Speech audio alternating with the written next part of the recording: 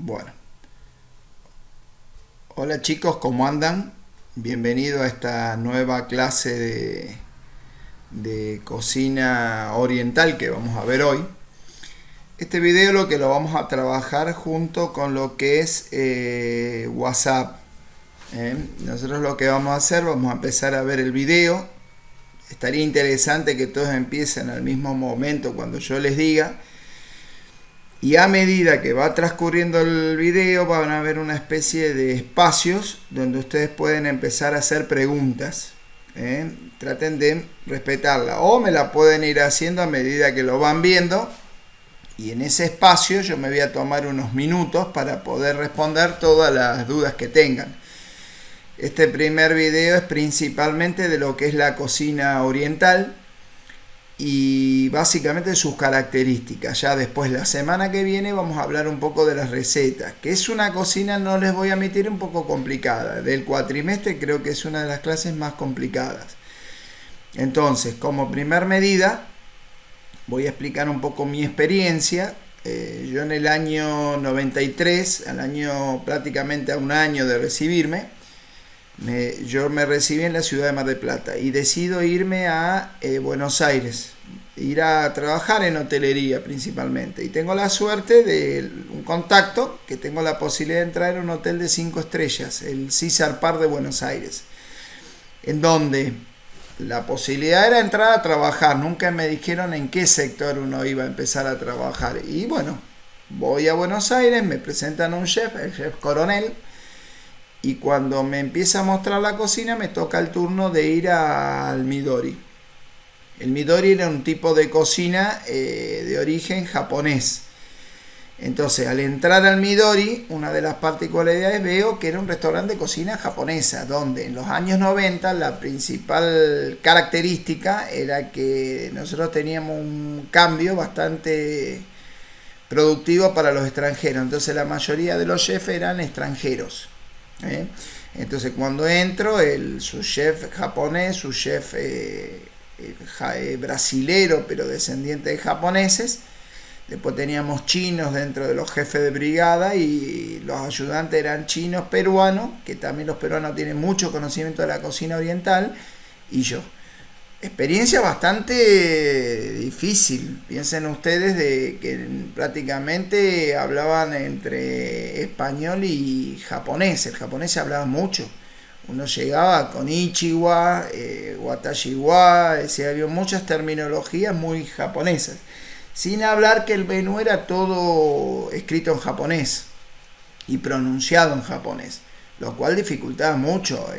Piensen ustedes, reciben este año, salen en diciembre y a mitad de año del año que viene entran a trabajar en un restaurante de cocina, no sé, hindú o japonesa. Y bueno, va a cambiar todo. Ahora lo que está en que uno tiene que aprender cosas nuevas, y lo que uno aprende no es que esté mal, uno lo tiene incorporado. Entonces asimilar costumbres o características nuevas.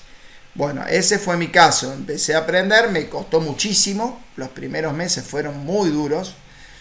Qué sé yo, filetear un pescado. Yo en la cocina internacional aprendí que se hace con un cuchillo flexible. Cuando fui al restaurante de cocina japonesa, el cuchillo era rígido. Es decir, cambiaba todo. Una juliana era prácticamente con un cuchillo súper afilado y muy, muy finita. Cuando hice mi primer juliana me la tiraron a la basura varias veces. ¿Por qué? Porque era muy diferente.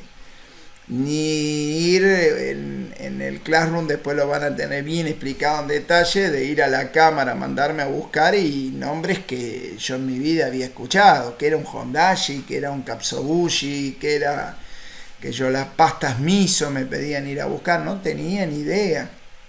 Una tarde me dicen, buscate de la cámara un hongo shiitake.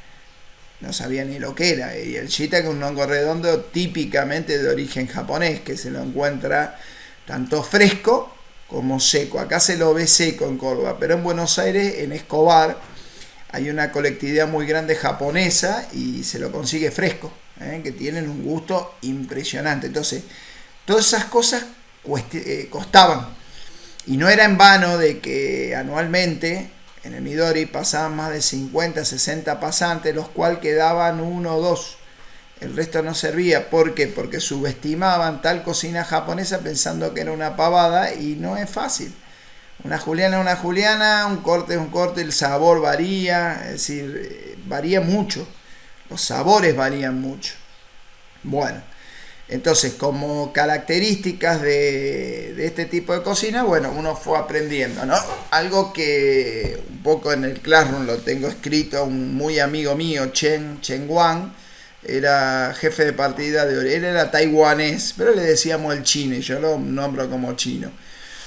Él veía que no andaba bien y que me costaba muchísimo la cocina japonesa. Entonces me da un consejo de que tenga iniciativa, que me meta dentro del engranaje, que lo que uno sabe está bien sabido y tiene que guardarlo. ¿Y qué es esa iniciativa que él me pedía? Es decir, guardar mi cocina, aprender la nueva y tener iniciativa. Yo vengo un día a la cocina y veo que siempre ponen las tablas, que pone una olla de agua a hervir, hace lo mismo. Poné la olla, poné las tablas, es decir, empezá a tener iniciativa. Iniciativa que ustedes en sus cocinas el día de mañana la tienen que tener. No tirarse a hacer algo que no saben, porque si ustedes agarran una materia prima sin que estén los encargados y la elaboran y hacen un lío, y los pueden llegar a echar. Yo tuve unas alumnas en España haciendo una pasantía que agarraron unos erizos de mar, quisieron limpiarlo sin que nadie le dé la orden, y generalmente el erizo lo que se come, tiene un pequeño hueco, se come el aparato reproductor. Bueno, ellas lo limpiaron y ese aparato reproductor lo tiraron a la basura. Cuando un erizo, el kilo, vale como 600 euros, es muy caro en Europa. Entonces, no tomar decisiones de cosas que ustedes no sepan, tratar de hacer cosas que uno va aprendiendo. Entonces, bueno, ese aprendizaje lo empecé a hacer de a poco y poquito empezar a aprender, en donde costaba muchísimo porque el oriental tiene unas ciertas características de como que discrimina, porque ellos enseñan a orientales. Ellos generalmente, uno que no es oriental, no nos dan, pero de a poquito uno se fue ganando cuando uno se gana la confianza, es como de a poco le van brindando conocimientos. Y conocimiento de una cocina que es pura. Un poco lo que en el Classroom van a ver que yo le agrego mucho de la cocina pura. No es lo mismo aprender una cocina de un argentino que la aprendió de otro y otro y otro, y que fue una fotocopia en donde se va deformando, que básicamente aprender una cocina de la persona que es del lugar. Es decir, cambia muchísimo. Y eso les va a pasar el día de mañana a ustedes cuando vayan muchas veces a Europa y vean muchas técnicas de origen francés, donde muchas veces van a ver otras formas mucho más puras, o que ellos generalmente están trabajando. No quita lo que uno aprenda esté mal, pero sí el tema de aprender. Cuanto más aprendan, mejor. Eso les va a servir a futuro. Bueno, uno continuó, iba viendo todo lo que era la cocina, y después también el tema de los nombres, muy complicado. Qué sé yo, tempura ebi, tempura furai, tempura yasai. La tempura es un tipo de fritura que hacen los japoneses, la cual han aprendido de barcos portugueses, en donde el japonés tiene una particularidad. El japonés copia, iguala y lo supera. No trata de superar, sino primero lo hace igual. Y han refinado un tipo de fritura que es impresionante, ¿no? Nosotros teníamos una olla sin termostato, sin nada, y teníamos que durante 3-4 horas mantener un aceite al fuego sin quemarlo. Y hay una particularidad en Japón: cuando presentan un tempura, es tan refinado y no absorbe aceite que lo suelen presentar un papel secante en la parte de abajo. El japonés termina de comer el tempura y el papel prácticamente no tiene que tener aceite por lo refinado que lo hicieron en el momento. ¿Ven? Los teppan, que normalmente los teppan había dos formas de elaborarlos: se hacían directamente en las planchas, que yo le he puesto un video, chicos, para que lo puedan ver, o directamente en los wok. El teppan, para hacerlo en las planchas, por lo menos tenía que haber 15 comensales. Si venía un grupo de 5 y no había otros pidiendo teppan, el teppan lo sacábamos de la cocina en los wok, donde poníamos varios wok al fuego y íbamos haciendo. El teppan es una cocción muy rápida, o wok, la cual la verdura tiene que quedar crocante. Eso es muy importante en la cocina oriental. La verdura la comen crocante. no la comen pasada de cocción. Y cuando uno generalmente en un wok hace un tipo de tepan, no tiene que tener líquido. Cuando le queda mucho líquido en la parte de abajo es que la verdura perdió todos sus jugos. Entonces estuvo mal hecho la preparación. Entonces esas son las cosas que uno tiene que ir aprendiendo. Después estaba todo lo que eran las entradas, que había muchos platos, por ejemplo. Yo me acuerdo uno, no recuerdo en este momento el nombre, que era selga. La hervíamos rápidamente, la escurríamos, perdón, la selga no, espinaca, la escurríamos y eso se hacían como una especie de tubos de espinaca. Después eso se presentaba el tubo de espinaca en un plato y le poníamos por arriba una salsa hecha a base de azúcar, mirin, ajinomoto, semillas de sésamo blanca y negra y todo machacado en una especie de mortero. Y eso lo ponían por arriba con la salsa. Toda comida del restaurante que salía, por ejemplo, una particularidad era acompañada con arroz y con sopa. Eso siempre estaba incorporado en todo. Bien, otro sector que teníamos era el sector de la barra de sushi, sushi sashimi, que directamente ellos lo hacían en presencia de la gente y teníamos mucho contacto con nosotros. ¿Por qué? Hay una particularidad que tiene la cocina japonesa. Cuando uno va a una comanda no hay un orden entre entrada y platos principal. Pero nosotros, cuando fue creciendo el público argentino, se empezó a hacer ese método.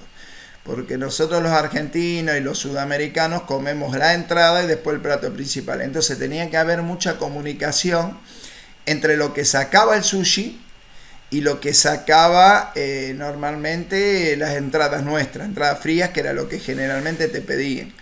Entonces eso sí, había mucha comunicación. Inclusive muchas mise en place de sushi, algunas se hacían en cocina, como ser el huevo tamago, como ser ayudarlos en el arroz de sushi, las arroceras, que teníamos varias.